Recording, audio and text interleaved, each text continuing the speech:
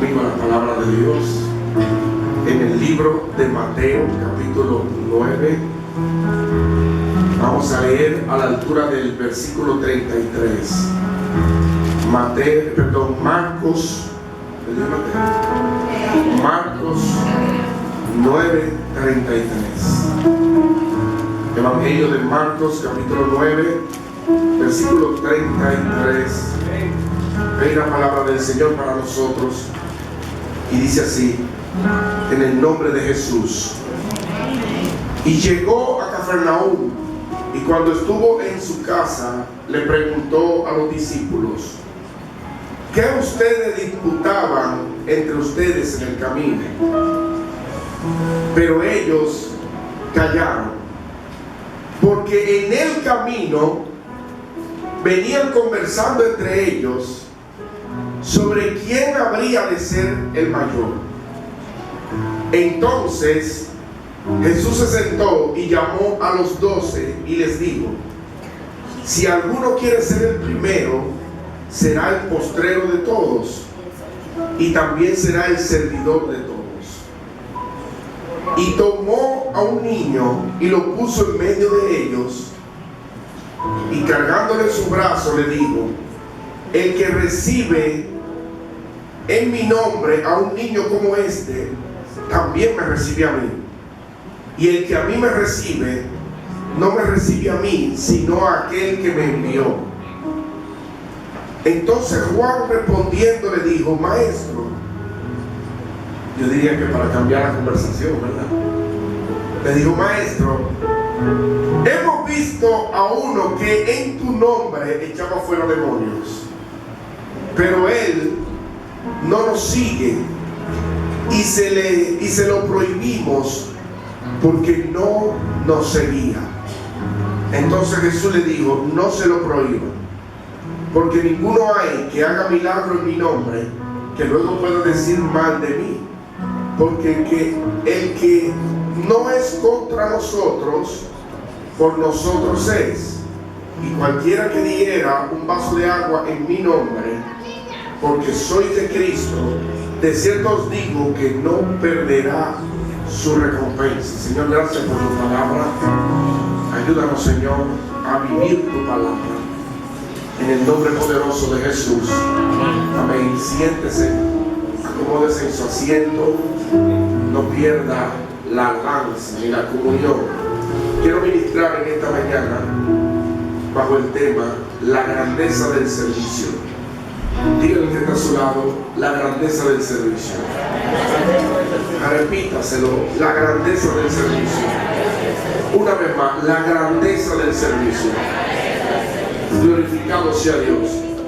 Esta palabra que está en el libro de Marcos, capítulo 9, versículo 33 en adelante, es una palabra que se repite en todos los evangelios. Se repite en el evangelio de Mateo, en el evangelio de Lucas, y también Juan habla sobre este episodio de Jesús con los discípulos. Me llama mucho la atención que esta palabra es una palabra que Jesús le dio a ellos en privado, porque es una palabra de edificación del hombre y la mujer de Dios. Es una palabra directa que habla sobre el servicio y habla sobre la grandeza del servicio. Y cuando Jesús les dio esta palabra a ellos, Jesús venía en el camino, glorificado sea Dios, de salir de la ciudad de Betsaida, donde él había curado a un hombre que había sido ciego. Jesús venía en el camino, glorificado sea Dios, y venía hablando y escuchando a los apóstoles en sus conversaciones. Y la palabra me dice que en este tiempo también Pedro hizo confesiones a Jesús. Jesús se transfiguró, alabado sea Dios, y echaba fuera demonios en el camino. Pero la palabra me habla de que cuando llegaban a la ciudad de Cafarnaúm, que entraban dentro de la ciudad, en el camino los discípulos empezaron a disputar y a consultar entre ellos. Es tremenda esta palabra porque me habla del carácter del hombre y la mujer de Dios cuando no sabe manejar la presencia del Espíritu Santo. Ellos venían disputando en el camino para ver quién de ellos era el mayor, quién habría de ser, glorificado sea el nombre de Jesús, el mayor entre todos. Estaba hablando de los primeros lugares. Ellos querían, dentro del ministerio de Jesús, tener una especie de jerarquía. Y es que cuando hablamos de esta cosa, cuando vemos un ministerio como el que Jesús tenía, un ministerio famoso para su época, un ministerio grande, la fama de Jesús era tan poderosa que no había una ciudad donde Él se dispusiera a llegar que la noticia no llegara primero. Siempre la noticia llegaba primero a las ciudades donde Jesús iría, de que Él iba en camino, porque su reputación le precedía. La gente sabía que el Señor libertaba, la gente sabía que los enfermos eran sanados, que los ciegos veían, que los cojos se levantaban, los inválidos eran recuperados, se levantaban, y que las señales seguían donde quiera que Jesús iba. Las señales le precedían. Así que cuando Él llega a la ciudad de Capernaum, hace mucho tiempo que ya en esa ciudad se sabía que Jesús iba a pasar por su calle. Glorificado sea Dios. Y los discípulos, gente común, gente del pueblo, gente sencilla, que no estaban acostumbrados a manejar ciertos niveles de publicidad, que no estaban acostumbrados a manejar tanta fama, porque usted puede hacer un antes y un después en la vida de ellos, antes y después de Jesús. Antes de Jesús nadie sabía de los discípulos, eran personas comunes y corrientes dentro de su ciudad, pero después de Jesús la fama se extendió en toda Galilea, en toda Judea, en toda Samaria, en todo lo que era Israel. Donde quiera que Jesús se movía, se sabía que Él venía y que venía con los 12 discípulos. A su nombre. Esta gente empezaron a manejar unos niveles de publicidad y de fama a los cuales ellos no estaban acostumbrados. ¿Cuál es el problema con esto? Cuando Dios empieza a usarnos, cuando Dios empieza a hacer maravillas de nosotros y nos saca del común. Porque generalmente, antes de Dios elegirnos y señalarnos, usted y yo estábamos en una situación donde a usted y a mí nadie nos conocía. Usted estaba en su iglesia y muy bien sentado, hasta que el Espíritu Santo descubrió al público lo que Él había puesto en su corazón. Entonces empiezan a elevarse los ojos sobre usted. Y es peligroso, porque cuando un individuo no maneja este tipo de presión, con el tiempo entra en pecado. Glorificado sea Dios. Así que los discípulos iban hablando en el camino a Capernaum de la grandeza del ministerio de Jesús. Iban diciendo: Dios mío, lo que estamos haciendo con Jesús en este tiempo no se había visto nunca. Lo que estamos haciendo ahora y lo que Él hace es lo que había sido anunciado por los profetas de la antigüedad. Es lo que se había pronunciado por cada uno de los patriarcas, por cada uno de los profetas, por cada uno de los hombres y las mujeres de Dios. Este tiempo que estamos viviendo, la historia lo va a recordar. Me imagino que ellos se decían unos a otros: cuando nosotros dejemos de existir, nuestros nombres van a estar sonando por ahí, en cualquier parte del planeta. Todo el mundo va a saber que Jesús caminó en la tierra de Israel, glorificado sea Dios, y que tenía 12 discípulos, y esos 12 discípulos somos nosotros. Así que uno de ellos, un poquito creativo, se puso a pensar: bueno, eso está bien, vamos a tener mucha fama, pero ¿cuál de nosotros va a ser el primero?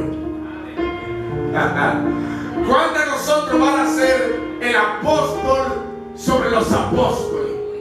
¿Cuál de nosotros es que va a tener el renombre? Y venían con ese murmullo, y yo me imagino a esta gente caminando en este camino, Jesús adelante hablando con 2 o 3 que estaban en comunión, y el grupito atrás.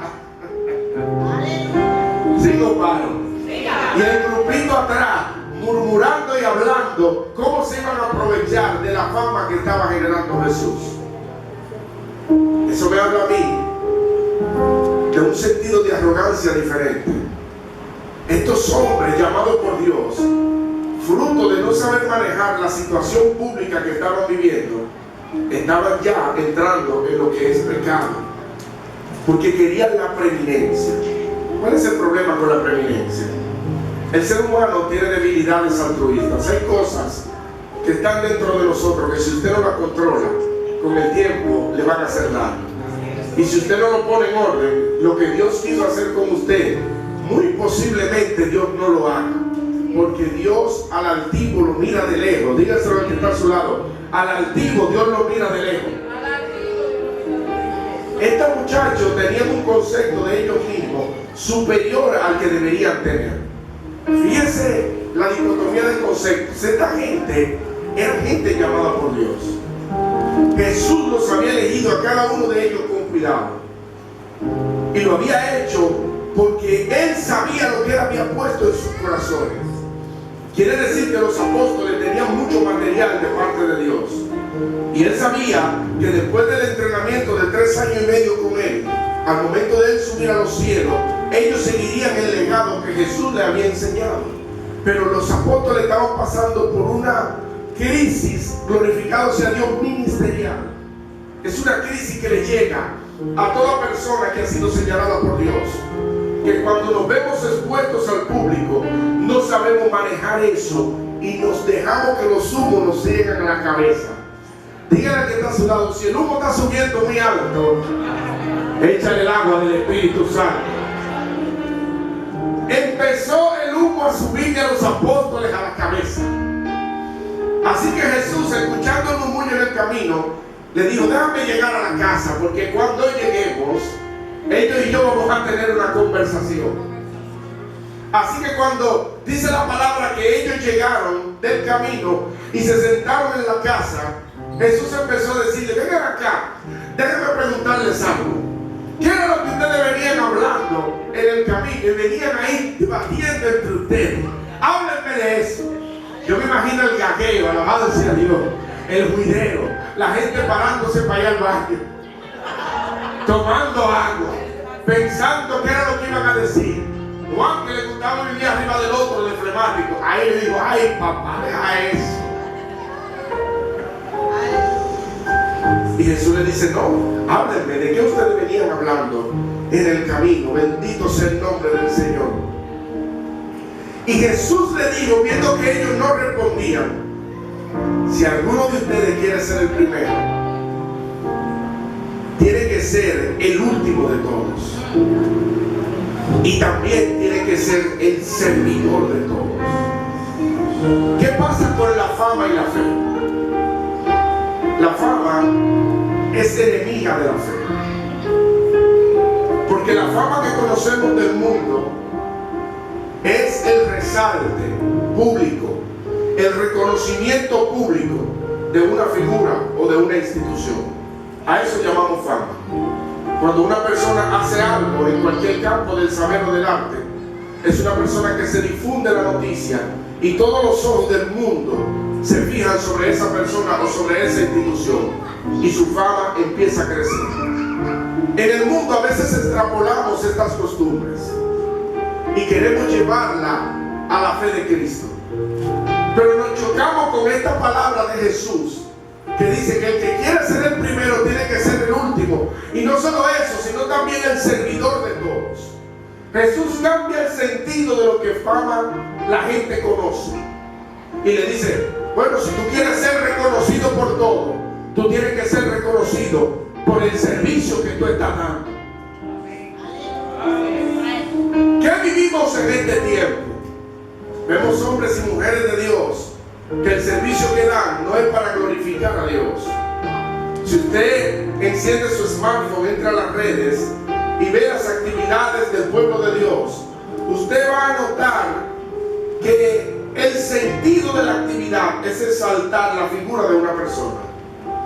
Usted se va a topar que los conciertos de adoración a Dios no son tanto para adorar a Dios, sino para que una figura de un grupo musical del momento o de un artista del momento salga a relucir y adquiera fama.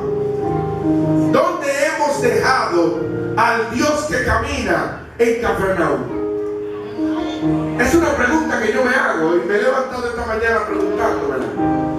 ¿Hasta qué punto la superación personal ministerial del hombre y la mujer de Dios ha quitado la figura de Jesús de su ministerio para poner su propia figura?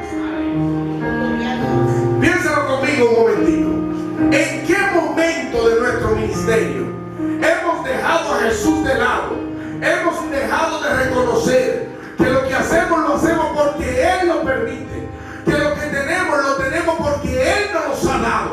y que todo el ministerio que hoy ostentamos con júbilo es algo que Dios nos ha dado para edificar el cuerpo de Cristo.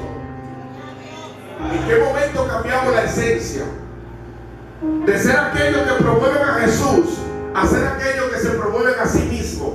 Usted le diga a la persona que está a su lado: alaba la gloria de Dios, porque Dios te está hablando a ti en esta mañana.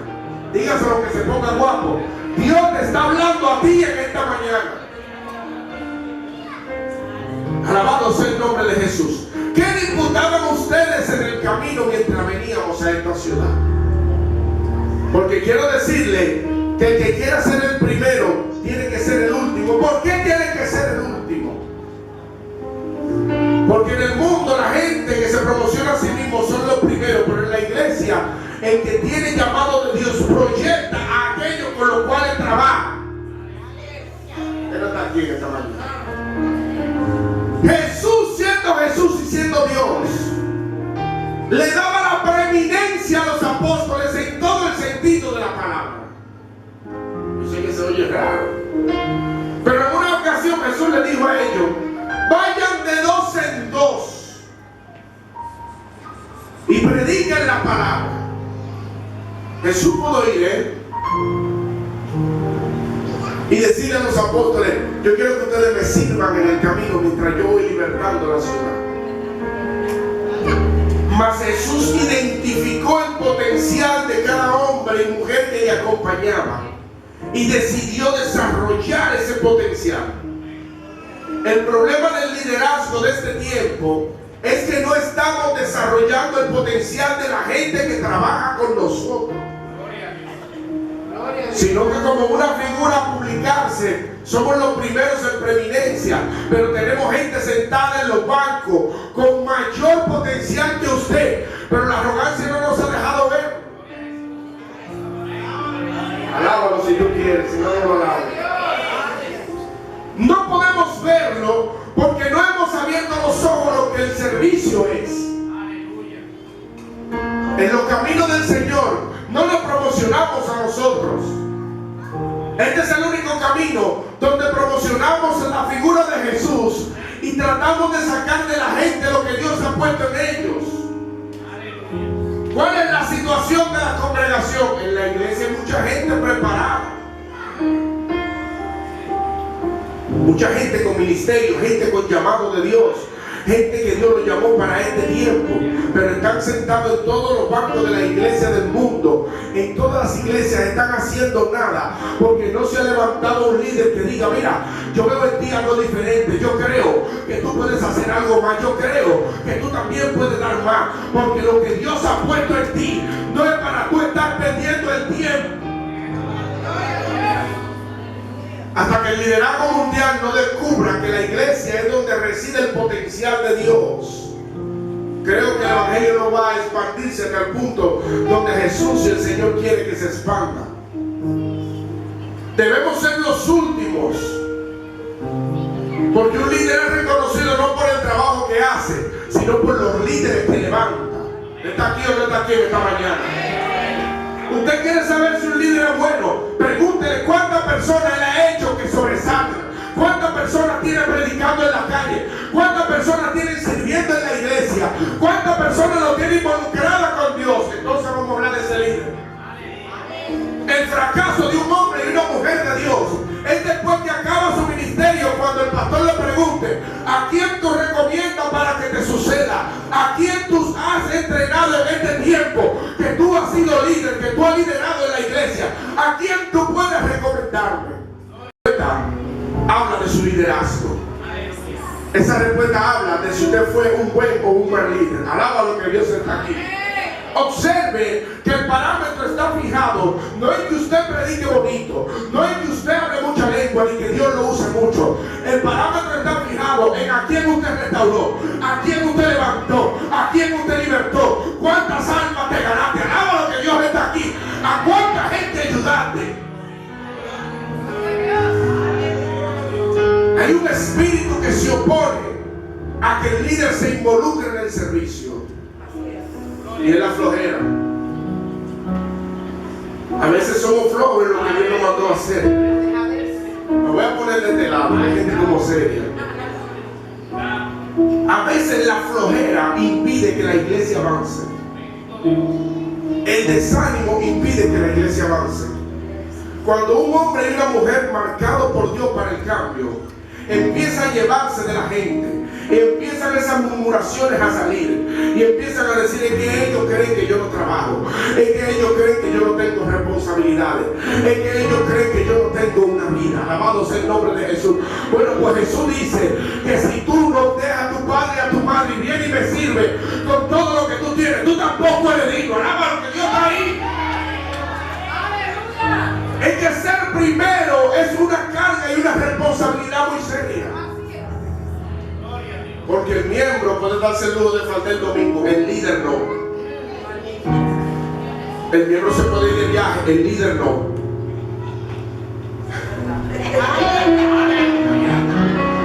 Pastor, el fin de semana largo no voy para abajo. Usted es líder, usted no puede. Aló, usted tiene una responsabilidad con la gente.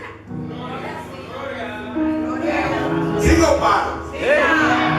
Los apóstoles ya estaban en un sinnivel, que ya ellos querían ver cuáles eran los días libres que ellos necesitaban, cómo le iban a adorar, porque el líder que no se involucra con su gente son los primeros que quieren el reconocimiento del público. ¿Usted sabía eso? Ay no, pastor, a mí hay que reconocerme, porque los méritos de un mío son muchos. A esa gente que piensa así, yo quiero decirle que hay uno que tiene más mérito que usted, que dejó el reino de los cielos y se hizo hombre, se humilló haciéndose hombre, tomando un cuerpo de hombre y dejando el cuerpo glorificado celestial. Se fue de la presencia de Dios y vino aquí a la tierra caminando con los hombres, lleno de lodo, de mentira y de loquera.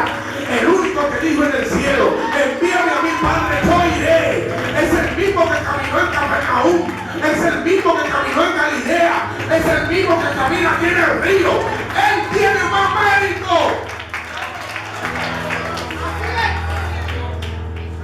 Y es que los méritos de los hombres sobrepasan nuestro pensamiento. El apóstol decía: cada quien tenga un concepto real, por decirlo con mi palabra, no un mayor concepto del que debe tener. A veces en los caminos del Señor tenemos un concepto separado de nuestra realidad y entendemos que porque servimos a Dios somos superiores a los demás. Este es el tiempo donde gente llamada por Dios son los mismos que desprecian a la gente con la que trabajan. Alaba lo que Dios está aquí.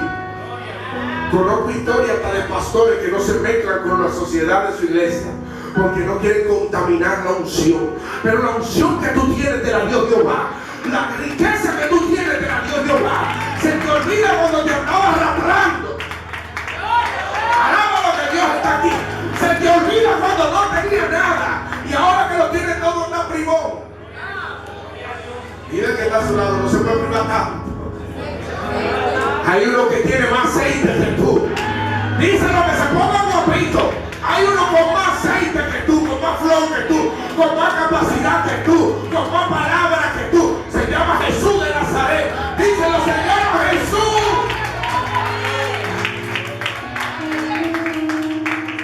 Señores, pero tenía Jesús necesidad de predicarle a nadie, no. Tenía Jesús necesidad de los aplausos de los hombres. Aquel que es adorado en el cielo, que los ángeles dicen santo, que se inclinan ante su presencia. Tenía él necesidad de que los hombres le dieran algo. Tenía él necesidad de venir a salvarnos a nosotros. Aquel que tiene 7 coros de ángeles celestiales que a diario dicen santo, santo, bendito es el nombre de Jehová, Dios de los ejércitos. A su nombre sea la gloria. La fama es una banalidad de los hombres. Es una divagación del pensamiento. Es una locura del carácter. ¿Usted está aquí? Es una locura del carácter. La grandeza a la que los hombres le llamamos grandeza es escoria y basura delante de la presencia de Dios. Aquel que tiene la presencia del Espíritu Santo, ese es verdaderamente grande. Aquel que da su puesto para que otro sea bendecido, ese es verdaderamente digno. Aquel que pone lo demás primero. Mi oración es que la iglesia se llene de gente con compasión pasión de Dios para la iglesia. Gente que venga con hambre de servir, no de hambre de ser servido, sino hambre de servir a Dios, de dar su potencial para Dios. Lo siguiente que Jesús le dice, aparte de ser el último, le dice también tienen que ser el servidor de todos. O sea, no basta con yo ser el último, sino que también tengo que ser el servidor. Es una palabra, un desprendimiento de la palabra sirviente. Y cuando hablamos de servicio, estamos hablando de aquel que hace lo que al otro no le gusta. Porque el servicio, y en el tiempo de que caminó Jesús en la tierra, el sirviente era un oficio de los esclavos. Porque Israel manejó términos de esclavitud y hubo un periodo histórico donde ellos usaban esclavos. Si usted se va a la palabra de Dios, usted se va a encontrar en Levítico y en Deuteronomio leyes para tratar a los esclavos. No solamente ser esclavo por conquistar una ciudad y tomar esa población como esclava, sino también se era por venta y también se era por deuda. Incluso los mismos israelitas podían ser esclavos de los mismos israelitas. Si uno le debía al otro y no podía pagarle, Levítico dice que tenía que serle de servicio por 7 años. Y al 7º año, en el día de la liberación de Pentecostés, tenía que dársele carta de libertad. Escuche bien. Y si ese sirviente tenía mujer o la había adquirido mientras estaba en el servicio de su amo, podía partir con su mujer. Pero si tenía hijos durante su esclavitud, no podía llevarse los hijos, porque los hijos no le pertenecían a él, sino le pertenecían al dueño, a su nombre. Estamos hablando que Israel manejaba el sistema de la esclavitud. Y dentro de las cosas que hacían los esclavos estaba la limpieza. Era algo degradante para la época, porque un israelita lleno de pompa, lleno de honores, porque así eran ellos, eran personas que sus honores y su pompa y su dinero lo tenían caminando en la nube.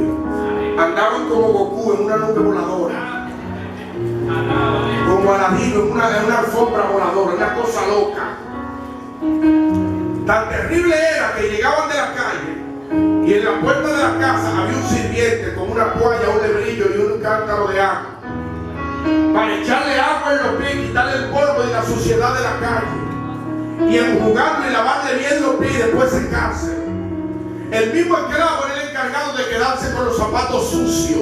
Oye, y después que le higienizaban los pies, tenían que ayudarlo a lavarle la mano a los flores, a los señores. Tenían que ayudarlo a lavar su cabeza.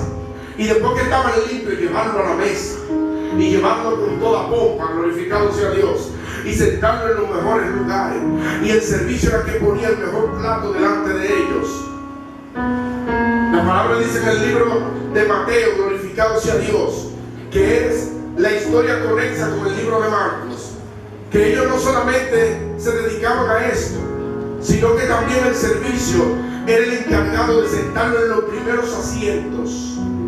Estamos hablando que los apóstoles estaban pidiendo una dignidad y un trato que ellos no merecían. Era algo que no era apropiado en un siervo y una sierva de Dios.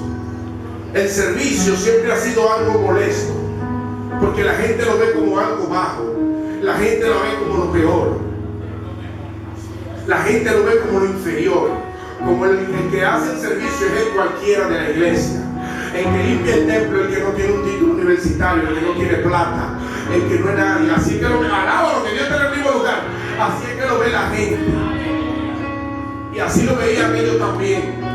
Israel había llegado al límite tan extremo que la palabra dice, glorificado sea Dios, que el mayor entre todos era el sumo sacerdote, y el sumo sacerdote entraba una sola vez al año donde estaba el arca del pacto, en el santo santorum, en el lugar santísimo, donde estaba el arca cubierta por los querubines. Aquel principal del pueblo entraba una vez al año, amarrado con una soga. Atienda aquí, amarrado con una soga, porque no se sabía si el Santísimo estaba en una situación de pecado y Jehová lo mataba en su presencia y lo había jalado después. Pero coincidencia del destino, cosas extrañas que uno lee en la Biblia. Así como la palabra dice que el único que podía entrar una vez al año, porque la gente que son arrogantes ven la presencia de Dios una vez al año. Lo que quieren los primeros lugares es un día que Dios lo visita. Pero también Levítico tiene una letrica pequeña que dice que las cosas santas del templo, el arca, la menorá, el pan, la mesa de la propiciación de los panes, tenía que ser ungida, limpiada. La palabra ungida aplicada ahí es ungida con el aceite de la extrema unción, limpiada, movida, despolvada, cargada, quitada del lugar y volverla a poner. ¿Quién hacía eso que no hacía el sumo sacerdote? Dice la palabra que lo del servicio, lo que nadie lo veía, lo que estaban en lo oculto, donde no había gente, eran los que tenían el privilegio que no tenía el principal del pueblo de Dios. Él entraba a diario, alguien que no dice el nombre de la Biblia, alguien que no habla de qué tribu era, alguien que no dice nada de la palabra, solamente dice que aquellos que servían en el altar entraban a diario en la presencia, yo siento a Dios, y limpiaban el arca, y tocaban el arca, y desmontaban el arca, y la ungían con aceite, y la cogían, y la abrazaban, y la zarandeaban. Mi pregunta es, ¿y por qué Dios no mataba lo del servicio?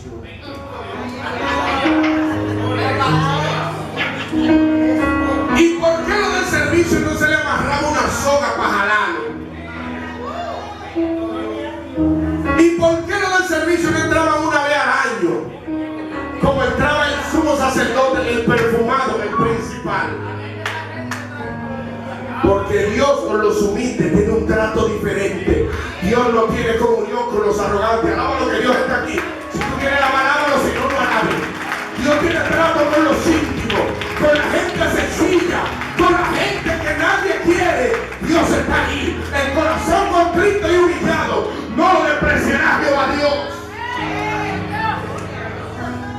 Yo nunca he visto en la Biblia que lo del servicio es pecado.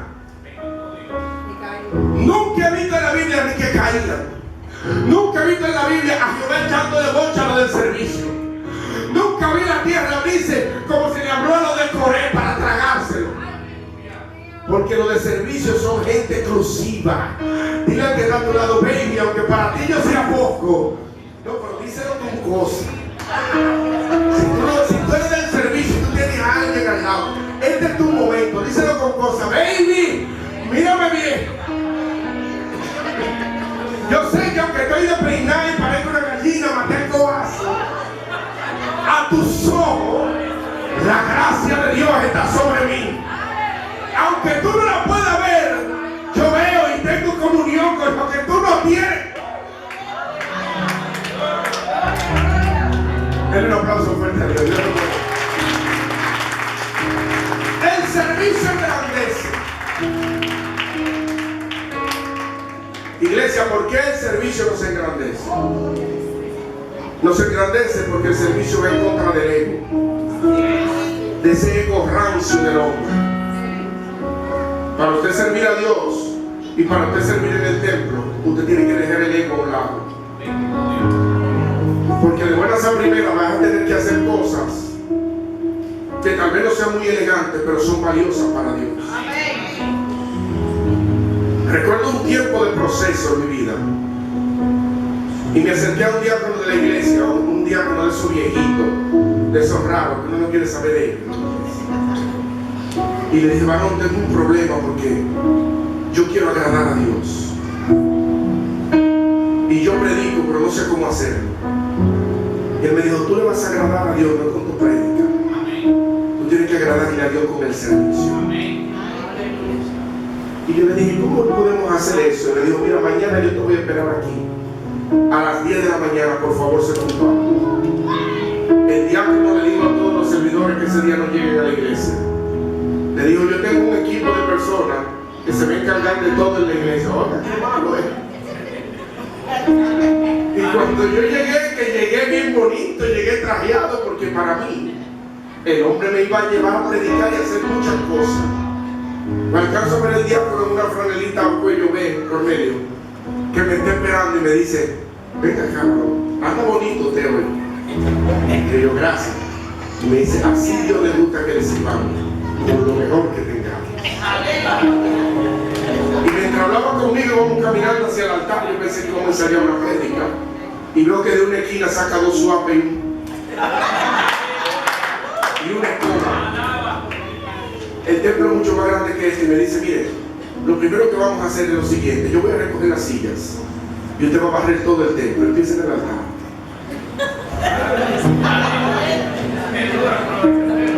Tuve que quitarme el saco para poder servirle a Dios. Y mientras yo barría el altar, el hombre, yo veía que iba alabando a Dios. Y mientras yo estaba medio guapito, no hay mucha gente aquí. Ahí me están poniendo en la puerta, eso está humillando. Mientras yo tenía una sonrisa suya, el hombre iba recogiendo la silla, adorando y glorificando a Dios. Y él tiene la costumbre de adorar a Dios con salmos. Él se lo sabe de memoria. Y él empieza a cantar los salmos, a cantar los salmos, a cantar los salmos. Y van recogiendo la silla y cantando los salmos. Y yo con esa cuerda barriendo ese altar. Y de buena primera me voceaba: ve alabando, varón, ve alabando. Y cuando terminamos de barrer el templo, que creo que ya me voy a ir, el hombre me pasó un suave y coge el uno. Me dice: empieza usted en el altar, yo empiezo en la parte de atrás. Con dos cubetas, él por delante y yo por atrás, hasta que nos juntamos en el medio, el hombre alabando. Cuando nos juntamos en el medio, me dice: ahora vamos a arreglar la silla. Usted empieza en el altar y yo empiezo allá atrás. Y arreglamos la silla, despolvamos la silla, despolvamos la pared, limpiamos la ventana, limpiamos los abanicos, limpiamos el parqueo de la iglesia, alabado sea Dios. Entramos a la oficina del pastor y se la limpiamos entera. Ese hombre me puso a lavar los baños, me puso a recoger la basura, a sacar la cosa para afuera, a hacer de todo. Como a las 4 de la tarde, que ya yo tenía hambre, dije: vamos, pero no vamos a comer. Y usted no tenga ayuno.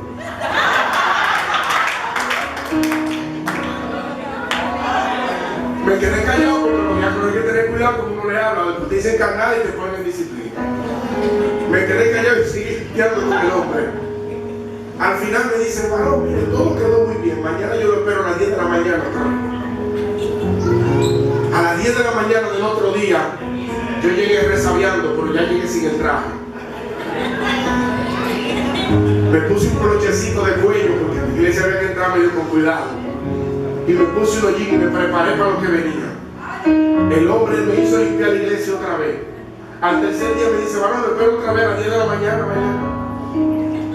Fui preparado y llevé un mitolín que me compré en el camino. Alaba de una enseñanza que me estoy dando. Porque vi que no había en la iglesia y lo llevé para limpiar y perfumar el templo de Dios. Y cuando estoy limpiando el altar, el hombre se me acerca por el rey y me dice: ¿usted sabe qué es lo que pasa, hermano? Está haciendo oficio todo estos días, porque la grandeza no es tener el micrófono en el altar. Eso es una añadidura. Es una añadidura que Dios te da cuando tú le sirves de corazón. Me dijo: te queda un día más de limpieza, pero ese día yo te voy a poner una tarea especial. Yo quiero que mientras yo vaya adorando y limpiando, tú también vayas adorando a Dios. Y me dijo: hoy yo quiero que tú empieces no en el altar sino atrás. El hombre me dejó que limpiara la iglesia entera. Y cuando subí al altar, yo tenía el corazón ya roto en 1000 pedazos ante Dios. Y le dije: Señor, perdóname. En el altar empecé a llorar. Me tiré de rodillas en la silla del pastor que estaba ahí arriba. Y le dije: Señor, perdóname si te he sido arrogante. Si no he servido en tu iglesia como tú quieres que yo sirva. Si he entendido que servir a Dios y servirte a ti es otra cosa, te pido perdón. El hombre me mira de lejos y me dejó dejó solo en el altar y se sentó por allá y hizo silencio. Y la presencia de Dios, siento a Dios en esta mañana. Son cosas que yo no voy a olvidar nunca. La presencia de Dios descendió en ese altar. Y yo sentí la presencia de Dios como yo nunca lo había sentido en todos mis años sirviéndole a Dios. Yo sentí que Dios estaba ahí conmigo. Necesite servirle a Dios con el corazón. Dios te aviva, sírvale a Dios con el corazón. Dile al que está a tu lado, tiene que servirle con el corazón. A Dios no le ponga excusa. A Dios no le dé cotorra, que Dios se la sabe toda. Sírvele a Dios con el corazón. Sírvele a Dios con integridad. Dios se encarga de lo demás. El que sirve entiende que todo es añadidura en la vida. Desde la ropa que te comes hasta la comida que disfrutas, todo es una añadidura del servicio que tú le das a Dios. Y cada vez que tu servicio decae, la bendición se frena en lugares celestiales. Iglesia, no permita que su servicio a Dios sea tirado por el suelo por una actitud del corazón. Permítele al Espíritu Santo que trabaje contigo. Jesús termina su enseñanza con una palabra interesante que yo también se la voy a decir a ustedes. Él les dice: el que me recibe a mí como recibo yo a este niño, también a mí me recibe. Y no solo a mí me recibe, sino que recibe a aquel que me envió. El que es sencillo de corazón camina con Dios y Dios camina con él. Póngase de pie donde usted está.